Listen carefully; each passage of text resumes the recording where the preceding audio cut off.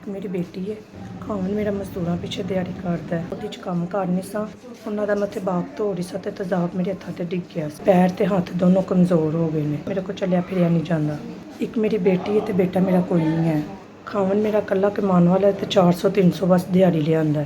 ਉਹਦੇ 'ਚ ਸਾਡਾ ਗੁਜ਼ਾਰਾ ਨਹੀਂ ਹੁੰਦਾ। ਉਹਦਾ ਜਿਹੜਾ ਠੇਕੇਦਾਰ ਹੈ ਉਹਦੇ ਤਾਂ ਬਹੁਤ ਸਖਤੀ ਕਰਦੇ ਨੇ। ਕੰਮ ਕਰਾਈ ਜਾਂਦੇ ਨੇ, ਪੈਸੇ ਨਹੀਂ ਦਿੰਦੇ।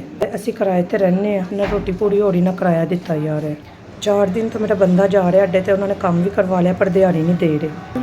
ਜਦੋਂ ਕੰਮ ਦੇ ਪੈਸੇ ਮੰਗਦੇ ਨੇ ਅੱਗੋਂ ਮਾਰਦੇ ਨੇ ਤੇ ਸਖਤੀ ਕਰਦੇ ਨੇ। 4 ਦਿਨ ਹੋ ਗਏ ਨੇ ਸਾਡੇ ਘਰ ਰੋਟੀ ਨਹੀਂ ਪੱਕੀ। ਸਾਇਆ ਕੋ ਮੰਗ ਕੇ ਰਾਤੀ ਵੀ ਬੱਚੀ ਨੂੰ ਖਾਣਾ ਖਵਾਇਆ। ਅਸੀਂ ਬਹੁਤ ਮਜਬੂਰ ਹਾਂ, ਬਹੁਤ ਪਰੇਸ਼ਾਨ ਹਾਂ। ਸਾਡੇ ਘਰ ਦੇ ਹਾਲਾਤ ਨਹੀਂ ਸਹੀ।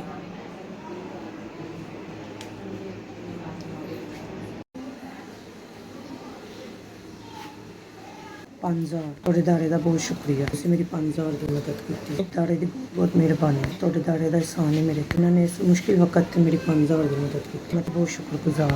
ਅਸੀਂ ਪਿਛਲੇ 3-4 ਦਿਨ ਤੋਂ ਬਹੁਤ ਜ਼ਿਆਦਾ ਤੰਗ ਹਾਂ। ਅਸੀਂ ਆਪਣੇ ਘਰ ਕੁਛ ਵੀ ਨਹੀਂ ਬਣਾਇਆ।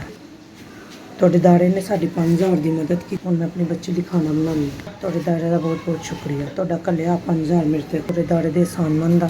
ਅੱਲਾਹ ਤਾਲਾ ਤੁਹਾਡੇ ਦਾਰੇ ਨੂੰ ਤਰੱਕੀਆਂ ਦੇਵੇ ਤੇ ਇੰਝ ਗਰੀਬਾਂ ਲੋਕਾਂ ਦੀ ਮਦਦ ਕਰਦੇ ਰਹੋ। ਤੁਹਾਡੇ ਦਾਰੇ ਦੀ ਬਹੁਤ ਬਹੁਤ ਮਿਹਰਬਾਨੀ ਜਿਨ੍ਹਾਂ ਨੇ ਮੈਨੂੰ 5000 ਰੁਪਇਆ ਘੱਲਿਆ। ਤੁਹਾਡੇ ਦਾਰੇ ਦਾ ਘੱਲਿਆ 5000 ਮੇਰੇ ਤੱਕ ਪਹੁੰਚ ਗਿਆ।